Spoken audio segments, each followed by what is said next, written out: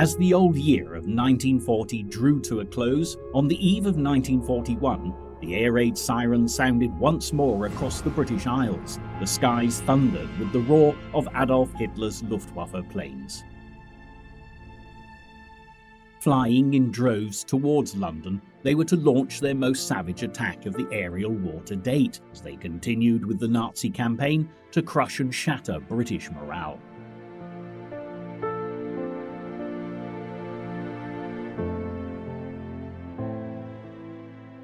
While bombs rained relentlessly onto streets and buildings, soon the dark alleyways and crooked passageways of London were illuminated by a fire of vast proportions.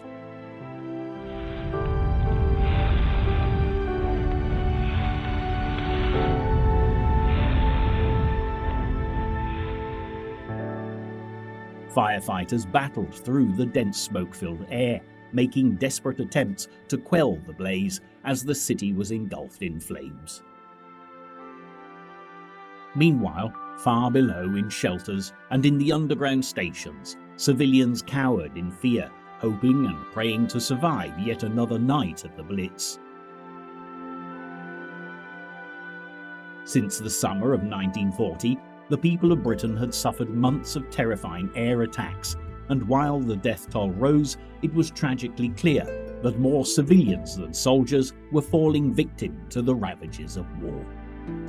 By New Year's Day 1941, as the dust settled and friends and families began to pick their way through the rubble, it's hardly surprising that the British felt more alone than ever in the fight against the Axis. The year before, France had fallen to Nazi Germany. Much of Europe was now occupied by Hitler's henchmen. And while Mussolini's troops continued to fight the British and Commonwealth soldiers across the arid African deserts, the planes and U-boats of the Nazis reigned supreme over the Mediterranean and the Atlantic Ocean. Nevertheless, by 1941, the cracks would begin to show in the alliances that Adolf Hitler had forged, and while the bonds between those fighting for the Allies grew ever stronger, distrust would breed mistrust between those fighting alongside Nazi Germany.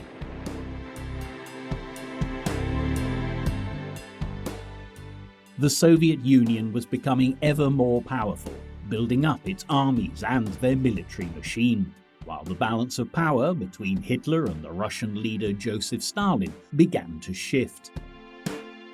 Consequently, an unexpected turn of events would have a dramatic impact on the outcome of the Second World War.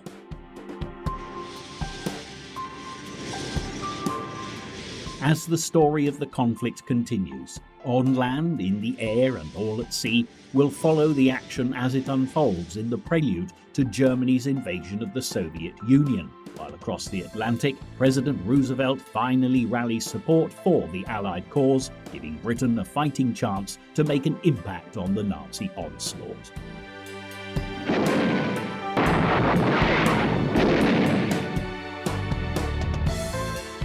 By January 1941, most of continental Europe was occupied by the Axis.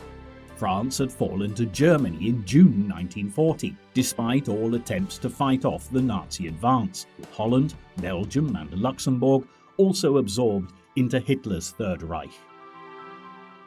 To the north, Denmark and Norway had been invaded in April 1940, while Finland had surrendered to the Soviet Union just 1 month earlier. Meanwhile, in Eastern Europe, Poland, the country that Britain and France had declared war against Germany in order to defend, had been neatly carved up between Stalin and Hitler, and its inhabitants were now being subjected to the horrors of Nazi occupation. The only country unoccupied and still battling against the Axis was Great Britain, and fighting alongside the British troops were forces from all around the Commonwealth. From Australia and India to Canada, soldiers, minesweepers, pilots and sailors arrived to do their bit to help with the fight against the Nazis and their allies. People had also flooded into Britain from countries occupied by Hitler's Axis of evil. Polish pilots had played a vital part in helping with the fight against the Luftwaffe in the Battle of Britain in the summer of 1940, and Polish cryptographers had been providing crucial information to those working to break the Enigma codes at Bletchley Park. Further afield, those still living in occupied countries were forming resistance groups, sabotaging Nazi communications and gathering followers to continue fighting in small pockets around Europe.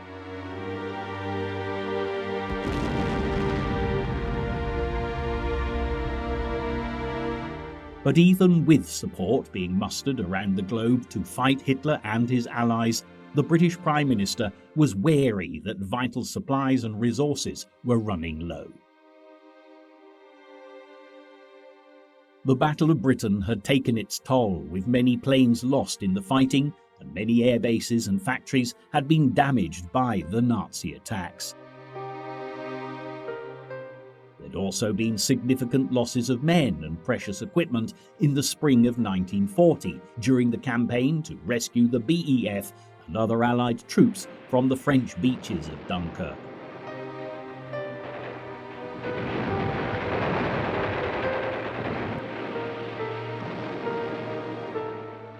The war effort in Britain quickly gathered pace as people were working around the clock to reach production targets in the factories to manufacture desperately needed war supplies.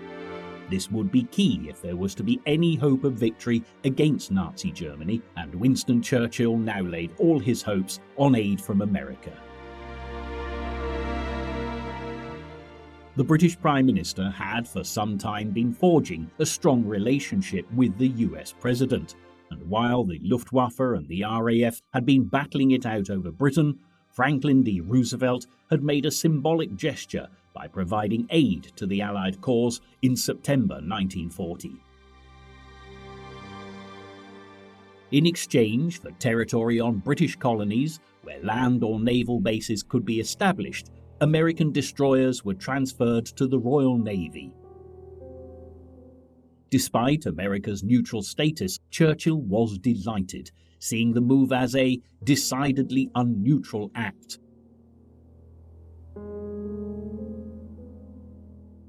And in his opinion, the Destroyers for Bases agreement marked the beginning of the Anglo-American alliance in World War II. However, the general public were not wholeheartedly behind their president, and people were reluctant to back any plans that might result in their sons, brothers, and husbands being sent into battle in Europe. Many were still haunted by memories of the First World War, where hundreds of thousands of American lives had been lost on the battlefields of France and out at sea. When the British went to war against Germany in 1914, few Americans had been willing to join the conflict. It took the threat of German naval attacks on US shipping and the tragic sinking of the Lusitania in 1915 to help sway the public mood in favour of intervention.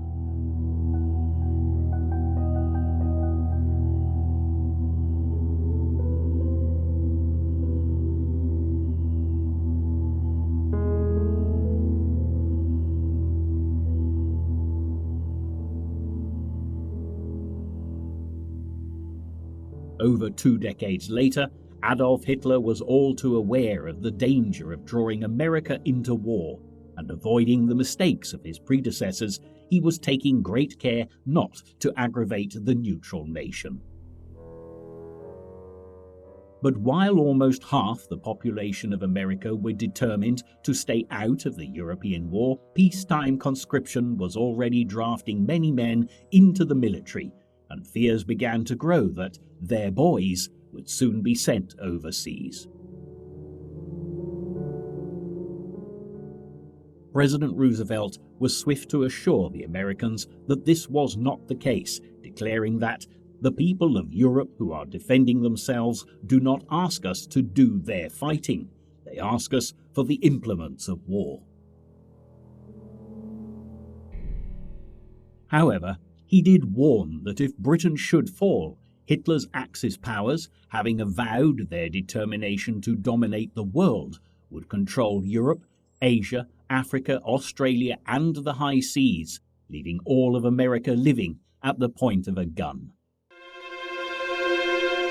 President Roosevelt felt very strongly about the war raging far from American shores, and on January 6, 1941, he made a moving speech to Congress that has gone down in history as the Four Freedoms speech. In his own words, he stated that, "We look forward to a world founded upon four essential freedoms. The freedom of speech and expression everywhere in the world, the freedom of every person to worship God in his own way, the freedom from want, and the freedom from fear. This is a definite basis for a kind of world attainable in our own time and generation. That kind of world is the very antithesis of the so-called new order of tyranny, which the dictators seek to create with the crash of a bomb." The speech had a profound impact on the American public and was immortalized in posters and later monuments.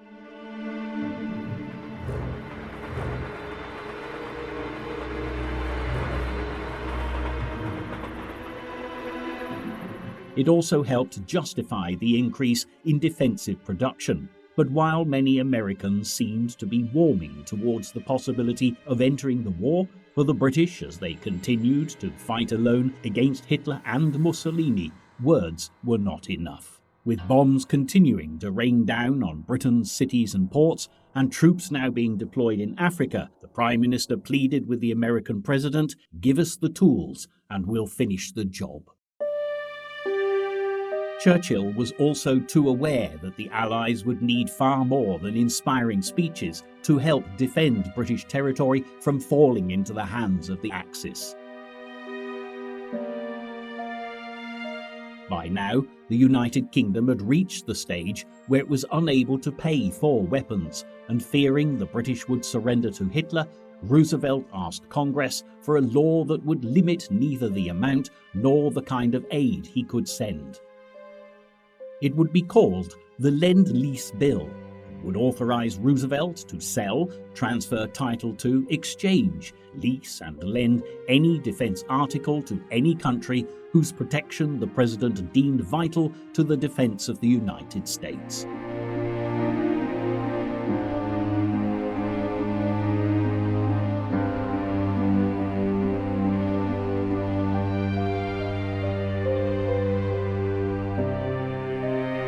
Despite Roosevelt's hopes that the bill could be passed as soon as possible to help Great Britain, there was vehement opposition from the isolationists.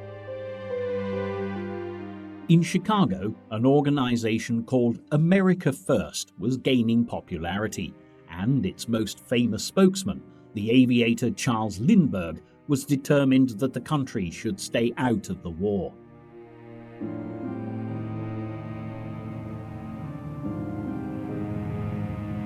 An array of famous faces had joined the group, including the world-renowned film producer Walt Disney, the actress Lillian Gish, and Alice Roosevelt Longworth, the oldest daughter of Theodore Roosevelt. There were also politicians who supported the organization, such as Senator Burton Wheeler, who did all he could to undermine the president, circulating charges that the president wished to give away the American Navy, enhance his powers, and make war. With much of the American population nervous about the prospect of taking part in another world conflict, the accusations threatened to jeopardize the Lend-Lease Bill. This meant yet more delays in sending aid overseas. Roosevelt was furious, and as the Axis tightened its grip on Europe, his concerns grew that Hitler would launch his invasion on the British Isles very soon. Across the Atlantic, however, Adolf Hitler had other concerns, and the Nazi leader was planning to send his stormtroopers in a direction that Roosevelt had not anticipated. Although back in August 1939, the German Foreign Minister Ribbentrop had signed a non-aggression pact with Russia's Minister Molotov, Hitler was now greedily surveying Soviet territory and waiting for the opportunity to crush Stalin and the Red Army. This course of action was not only motivated by the desire to win more land for the Third Reich, but to satisfy the Nazi dictator's own personal vendetta against communism. Despite the enormity of the task that lay ahead, Hitler was confident he could wage war not only on the West, but to the East. The Germans had been watching Russian activity carefully and had noted the inefficiency of the Soviet military compared to the Nazis, who had stormed across Western Europe with relative ease. In the Winter War of 1939-40, great Russian armies had been wiped out by the numerically inferior Finns, and the disastrous campaign had convinced Hitler that as far as the Soviet Union was concerned, we have only to kick in the door and the whole rotten structure will come crashing down. On December 18th, the Nazi leader had issued the first Barbarossa Directive, stating his intention to invade the Soviet Union by the spring of 1941, and to prepare for this ambitious plan, he had been busily securing a Balkan tier along the Russian southern flank.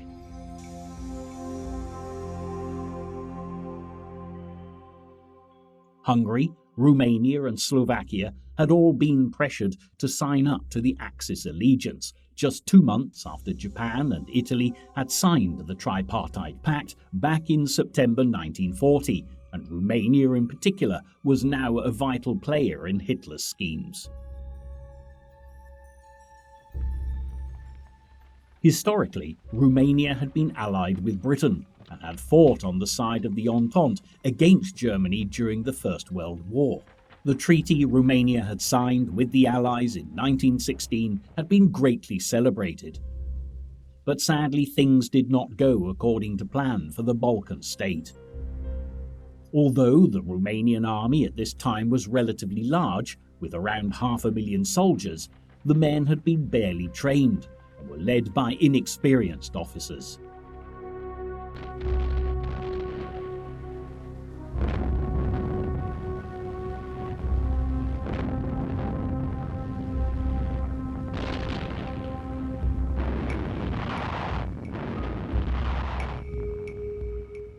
By May 1918, with 250,000 soldiers dead or imprisoned, Romania was forced to sign the Treaty of Bucharest with the Central Powers, and the millions of tons of grain, as well as the oil the country was forced to provide, would keep Germany in the war and the Entente battling for victory until the end of 1918.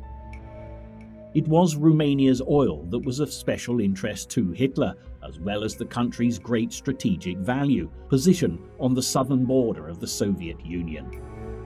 Hitler was also confident of Romania's allegiance to the Axis. In September 1940, the King of Romania, Carol II, had been overthrown by the pro-German, anti-Bolshevik regime of Prime Minister Marshal Ion Antonescu, who readily signed the Tripartite Pact on November the 23rd. German troops soon began swarming into the area, and the country would now become a valuable base for Hitler, while the Romanian dictator became one of Hitler's greatest allies.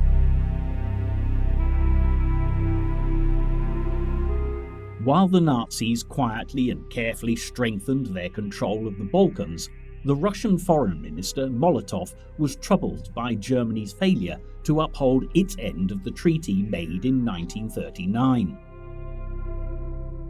When Russia had exported oil, grain and raw materials to Germany as promised, Germany had only sent modern machinery and weapons to Moscow sporadically. Hostility was building. But while Molotov asked many awkward questions, Hitler managed to detract attention away from the ambitious Barbarossa scheme, and he convinced the Russians that the Nazi troops were being moved into Romania to keep them out of British air range.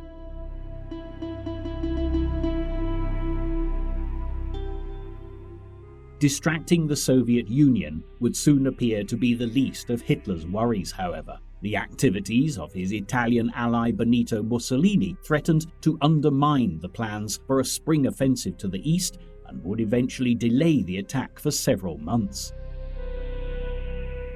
Mussolini had grown jealous of his partner's success as Nazi troops seized territory from Poland to Norway, and when he heard that the Germans had occupied Romanian oil fields, he was furious. To Mussolini, this was an encroachment on southeastern Europe, an area Italy claimed as its exclusive sphere of influence. He too wanted to enjoy the spoils of war and extend Italian territory, just as his German ally had done. And if Hitler were to rule from the Atlantic to the Urals, he would rule the Mediterranean and all the lands that surrounded it. Against the advice of his chiefs of staff, and without informing Germany, for he knew that Hitler would object, on October 28, 1940, Mussolini invaded Greece, and as the southern Balkan peninsula was thrown into turmoil, Hitler's quiet waiting area would soon become a battle zone. Invading the cradle of Western civilization would not be the easy task that Mussolini had hoped, however, and while the Greeks battled back courageously, by the third week of November, not one Italian soldier was left on Greek soil. Greek troops soon began pushing into Italian-occupied Albania, and high hopes of a victory for the Italian Empire ended in utter humiliation for Mussolini.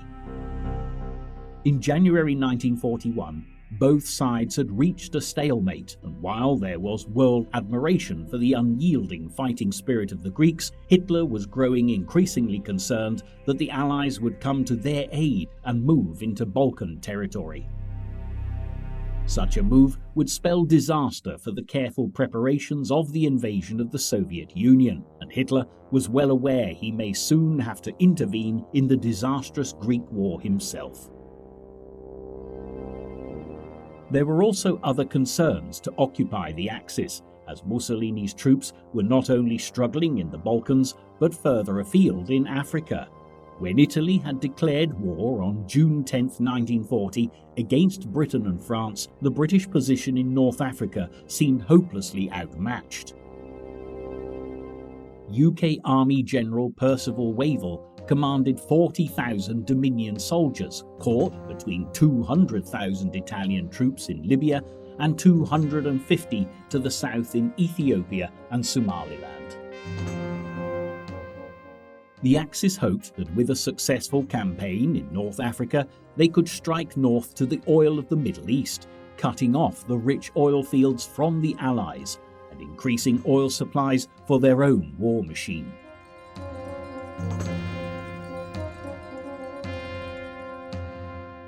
But when Marshal Rodolfo Graziani, on the Axis leader's orders, invaded Egypt in September 1940, the tides of war swiftly turned.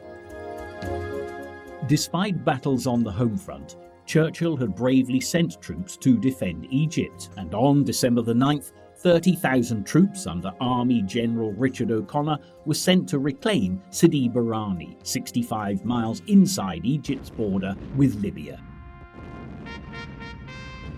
By December 15th, the Italian troops had been completely pushed back out of the country, and by 1941, the enterprising O'Connor turned the large-scale raid into a full-scale invasion of Libya. While the Allies hoped that control of North Africa would be a step towards a second front against the Axis powers in Europe, Hitler and his generals had turned their attention to the Mediterranean Sea. The campaign in North Africa depended on supplies arriving across the Mediterranean, and if the Axis succeeded in blocking off these supply routes, it would be disastrous for the Allies. The Axis already controlled most of the ports along the North African coast.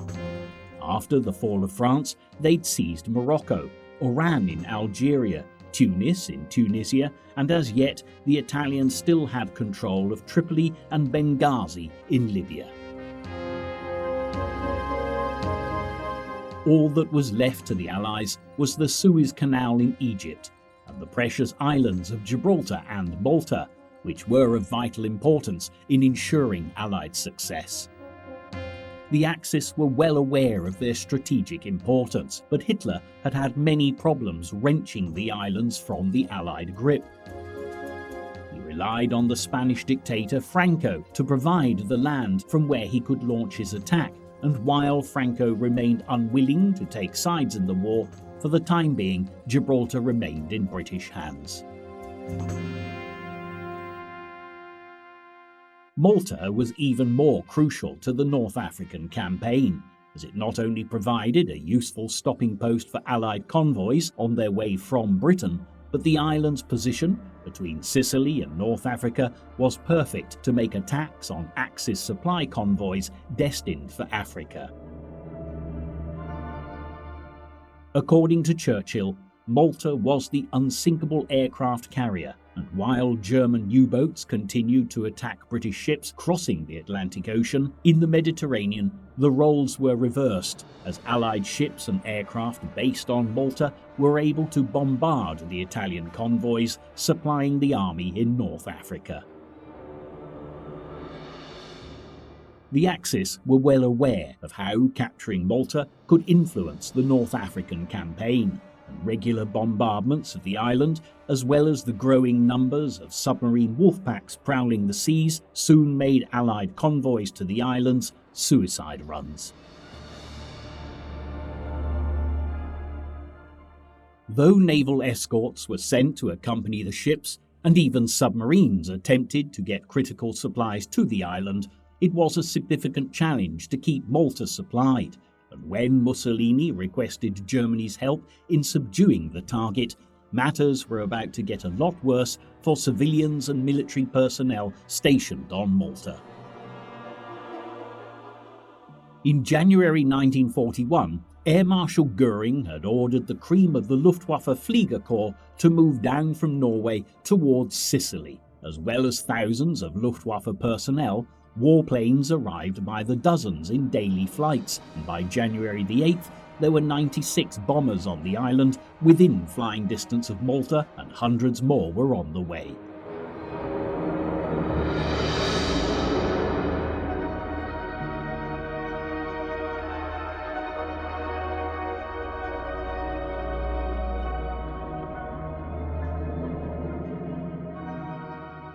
The Nazi pilots arriving on Sicily would include Joachim Munchenberg, a young fighter ace who at just 21 years of age had received the highest award of bravery, the Iron Cross, for the many victories he'd claimed during the Battle of Britain.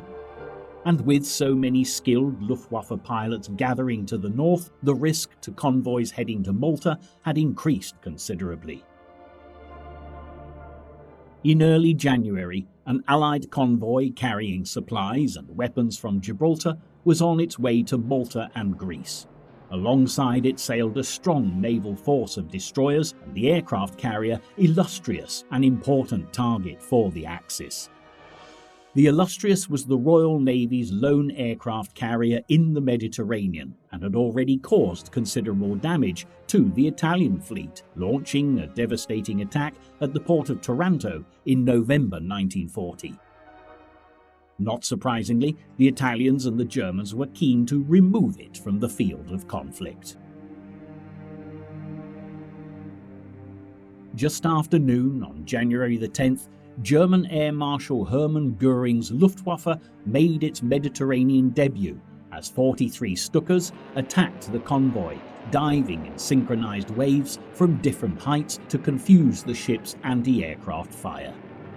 Highly skilled, the pilots of the Luftwaffe pressed home their attacks with no thoughts for their own safety, and as 500-kilo armor-piercing bombs screamed through the air, the effects on the ships below would be devastating.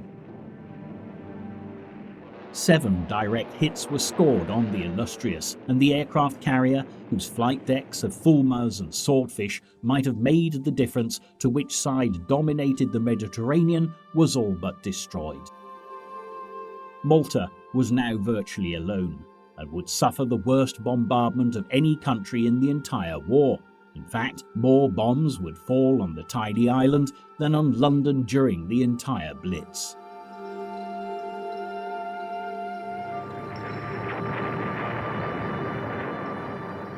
Nevertheless, while the Axis could celebrate the destruction of the illustrious, in Africa there was considerably less to rejoice.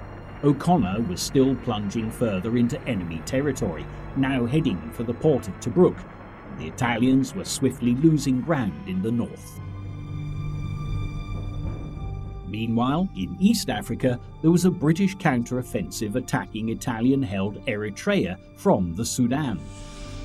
Mussolini's dreams of a new empire were disappearing rapidly, and on January 18, 1941, he departed for Germany, dark-faced and nervous, to meet Hitler at his Birkhof residence.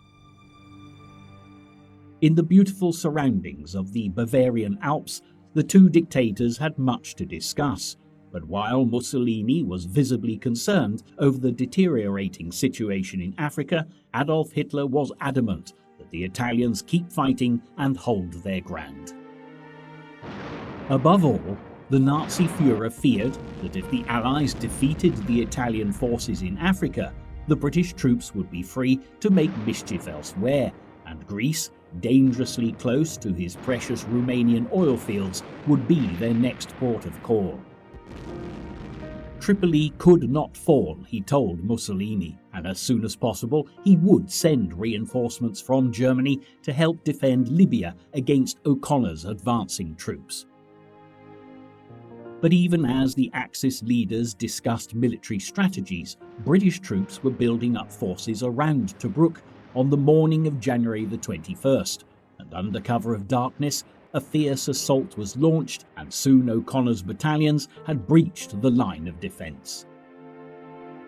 Hurling grenades and using tank and artillery fire, the British troops battered the Italian platoons fighting to defend the city.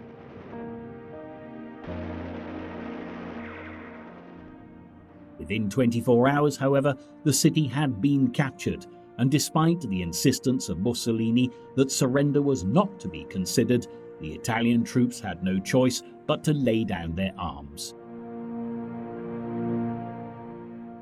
As the Western Desert Campaign continued, it seemed there was no stopping O'Connor's advance. By January 30th, the Allies had seized Derna, 100 miles to the west of Tobruk. Then, by February the 7th, the retreating Italian 10th Army was cut off and destroyed during the Battle of Baidafom. As Libya's second-largest city, Benghazi, fell into Allied hands, the British captured 130,000 Italians, and the Italian 10th Army ceased to exist. The way to Tripoli and total elimination of Italian dominion in North Africa lay open. On February 9th, as the remaining Italian forces retreated to El Agheila, General Graziani sent a message to Rome, pleading nervous exhaustion, and begged Mussolini to relieve him of his duty. 10 days later, he departed for Italy, while the Allies were left to celebrate their achievements. Praising the incredible accomplishments of the Western Desert Force, the British Foreign Secretary, Anthony Eden, paraphrased the words Churchill had used after the Battle of Britain and announced, "Never has so much been surrendered by so many to so few." In 2 months, O'Connor, who would be knighted for his achievements, had led his troops over 800 miles, destroying an entire Italian army of 10 divisions, and had lost only 500 men. Though the Western Desert Campaign had been a great success, back in Britain, the political situation was delicate, and Churchill had much to consider while Mussolini's war against Greece continued. Britain had signed a guarantee with Greece in April 1939, and while the Greeks were still fighting Italian troops, it was seen as politically unacceptable not to support an ally under threat. Failure to act might discredit the British, and with much depending on foreign support, Churchill felt that a token effort should be endeavoured.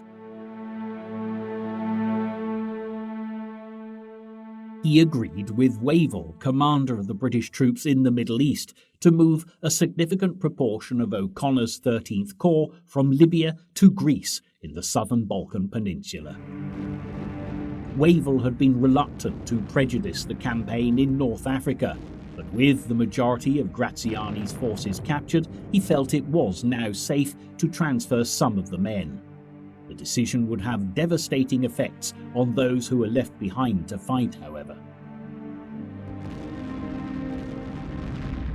Adolf Hitler had been paying close attention to the Allies' every move, and as O'Connor's forces were left considerably depleted, he saw the opportunity to strike.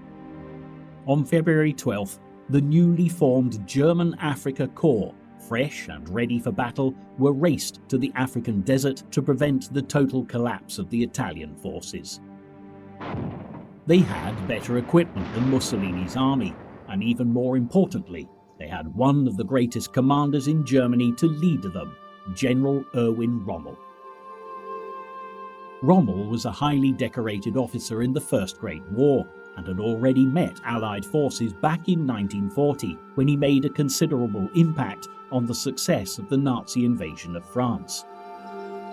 During battle, his panzers had pushed deeper and deeper into France, moving so swiftly that not even German high command knew their whereabouts, which is why they became known as the Ghost Division. By May 1940, Rommel, we remember, had succeeded in taking 10,000 prisoners as he thundered across Allied terrain, losing only 36 of his own men. What's more, if he'd been given the opportunity, he would have captured many more of the British and French troops had they not been saved from the beaches of Dunkirk. It's no wonder, then, that Rommel's arrival in North Africa was cause for concern, and as German troops began to make their way towards the advanced position of the British at El Agheila from their base at Tripoli, O'Connor's fortunes were about to take a turn for the worse. Rommel would prove to be so skilled at desert warfare that he would become known as the Desert Fox. When on February 20th, German and British troops confronted each other for the first time in Africa, the Allies would soon find themselves retracing their footsteps, forced to retreat back towards Egypt.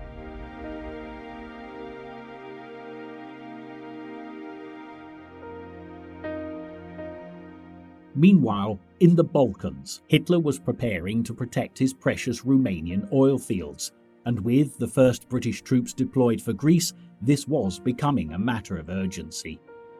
His goal was now to ensure the Axis had complete control of southeastern Europe, and he began to pressurize those countries that had not already joined him to sign the Tripartite Pact. Any country that failed to comply would face the armies of the Third Reich. The Greek government, as well as the King of Greece, who had rejected a German offer of immunity, were now treading on dangerous ground and would soon face a war they would find difficult to win. When Bulgaria agreed to sign up to the Axis powers on March 1st, within a day German units were crossing the river Danube so that air and ground forces could be deployed in the Bulgarian countryside, ready for an attack on its Greek neighbour. But Greece was not the only Balkan country to hold their ground against the Nazis. The Kingdom of Yugoslavia, which stretched from the Western Balkans to Central Europe, remained as yet undecided about its allegiance. The regent, Prince Paul of Yugoslavia, had hesitated about following the Romanian and Bulgarian example by joining the Tripartite Pact, and was being urged by Great Britain and the United States to resist German pressure and attack the Italians in Albania.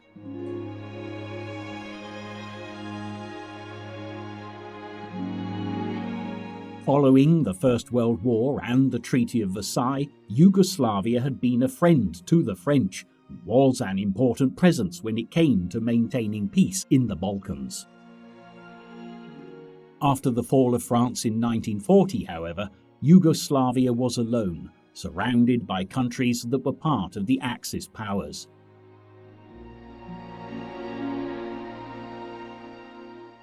On March 4, 1941, Prince Paul of Yugoslavia met Hitler and said that he would sign up to the Tripartite Pact on the proviso that his country was not asked to fight for the Axis and that German troops would not expect transit through Yugoslavia. Negotiations were destined to continue for weeks, but in the meantime, Yugoslavia's future looked uncertain. As the Axis cast their shadows across Europe and beyond, Adolf Hitler, as well as keeping the pressure on the Balkan states, was also staying in close contact with his Japanese allies. On March 5th, Hitler issued Directive No. 24, Cooperation with Japan, hoping to persuade the Asian Empire to act in the Far East as soon as possible to further distract the British forces. Japan at this time was amid a long and brutal war with China and had already used the weakened position of the Western empires to their advantage. In 1940, Tokyo officials pressured French Indochina to close some of the few routes left which were being used to transport valuable aid into the vulnerable country. That same year, they had also demanded that the British government close the Burma Road, which ran from the British-held territory of Burma to the Chinese city of Kunming. At the time, there had been uproar in the House of Commons when Prime Minister Winston Churchill had complied with the demands of the Japanese, but Britain had been in a vulnerable position, and there was little else Churchill could have done. Some of Britain's most valuable colonies were in the Far East, including the island of Hong Kong, along with Singapore, which was considered by many to be the Gibraltar of the East. There was also Malaya to the north of Singapore, which was an important source of rubber, and of course Burma itself, with the valuable port of Rangoon. By now, the Japanese were ready to venture a great deal further afield than China, and if they could snatch the outposts of the once mighty British Empire, not only would they have access to the vital resources themselves, it would also mean that supplies to British troops, already stretched to full capacity, would quickly run dry.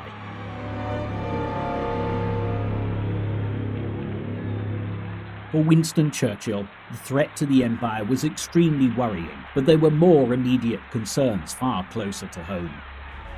As the Luftwaffe continued to bomb the British Isles, Churchill realised that the fight against Hitler and the Axis powers would be a long and bitter one. Britain had now been subject to regular attacks since September 1940, and there seemed little hope that the Luftwaffe would ever ease their bombardment. During January and February, there had been intense bombing raids all around the country, as Hitler had done all that he could to dampen the morale of the British people.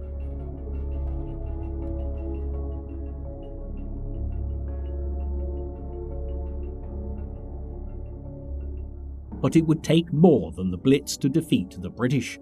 Despite the bombs raining down from the German aircraft, the resolve of the nation remained firm. The royal family set an example to the rest of the country when, in spite of the dangers, they refused to leave London. Even when Buckingham Palace was hit again in early March, damaging the north side of the building, they remained in the city and continued to rally support for the battle against the Nazis, giving hope and comfort to their loyal subjects. As the Axis closed in on land, air and sea, and more troops left the country to be deployed around the globe, the British government worked hard to keep the Nazis at bay, and extreme measures were taken on the home front. The Minister for Labour and National Service, Ernest Bevin, made the radical decision to call up the nation's women to help with the war effort, and as the adult female population joined the workforce from March 1941 onwards, Britain was transformed with the implementation of a total war economy. By December, Bevin went a step further and ordered the conscription of women into the services. Though at first only single women aged between 20 to 30 were called up, by mid-1943, almost 90% of single women and 80% of married women were working in the factories, on the land, or in the armed forces.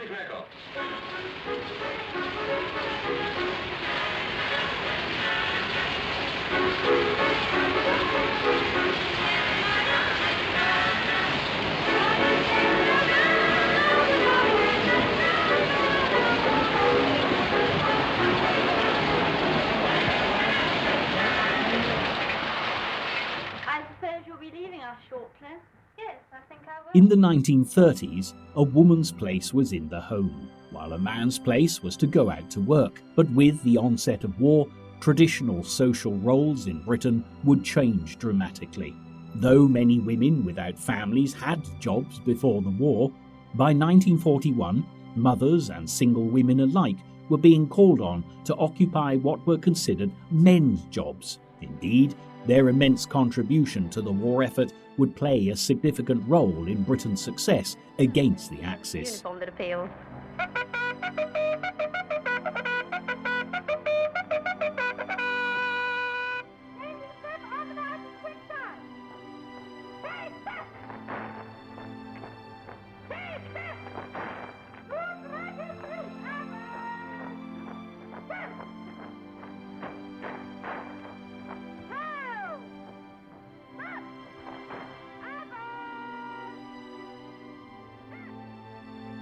As the spring of 1941 edged closer, there was a change in tactic in the Luftwaffe's bombing raids, and rather than targeting cities further inland, they followed orders from Hitler to focus on the ports along the coast of Britain. The change came as the successes of the German Navy in the Battle of the Atlantic began to wane, and U-boat losses mounted, in part due to the extra destroyers Roosevelt had sent from America back in 1940. Karl Dönitz, commander of the German Navy, turned to the Air Force for help and asked Hitler to change strategy so that the swarming planes of the Luftwaffe now headed for ports such as Plymouth, Bristol, Swansea and Belfast, with tragic consequences for their inhabitants.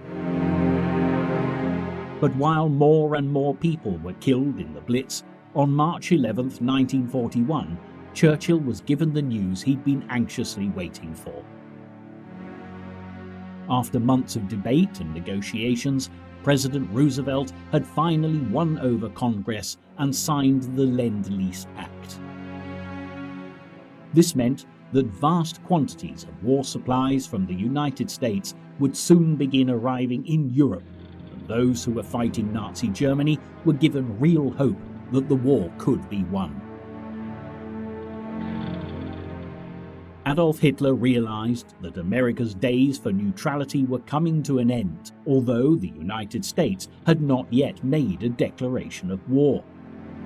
Nevertheless, Hitler now had powerful allies, and his treaty with the Japanese would prove to be of great use. Spies from the country were already surveying the American naval base at Pearl Harbor. By the end of 1941, as relations deteriorated between Washington and Tokyo, the Japanese would launch a devastating attack not only on Pearl, but American bases around the Pacific, crippling their fleet for a time. In March 1941, however, Hitler had little time to contemplate the threat of the American intervention, with decidedly more pressing matters to attend to in the Balkans. While mechanized German fighter forces were flooding into Bulgaria in preparation for the invasion of Greece, Hitler still awaited confirmation that Yugoslavia would side with the Nazis. The country's allegiance to Germany was crucial to Nazi success in the Balkans, as attacking Greece across the 25-mile-wide Bulgarian frontier would be a daunting task. On the other hand, if the Nazis were able to attack through Yugoslavia's Vardar River Valley as well, they would have more chance of success against Greek resistance. On March 25th, the regent Prince Paul finally signed up to the Tripartite Pact, but there were thousands of Yugoslavs, including government and military officials, who were fervently anti-Nazi, and the nation was anything but behind him. On March 27th, a coup overthrew the pro-Axis government, and Prince Paul was replaced by 17-year-old King Peter II, who was godson to the British King and Queen. It was a bold act, but would bring a terrible fate to the Kingdom of Yugoslavia. And Hitler, barely able to believe the news, furiously announced, "Yugoslavia will be annihilated, for she has just renounced publicly the policy of understanding with the Axis." As the Nazi Führer now made the decision to go to war with not only Greece but also Yugoslavia, refugees from Belgium, Holland, Poland and Czechoslovakia who had escaped into the country while the Axis swept across Europe now began to flee back across Yugoslav borders.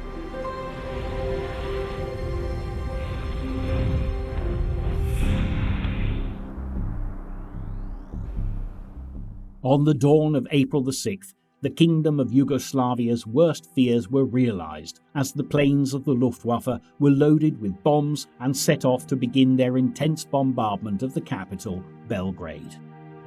Thousands of people would be killed in what Hitler referred to as Operation Punishment, and meanwhile to the south, as the German army thundered across the Greek border, Greece would be defeated within weeks. As the Balkans were engulfed in turmoil, far away to the north, the Soviet leader Joseph Stalin was keeping a close eye on affairs.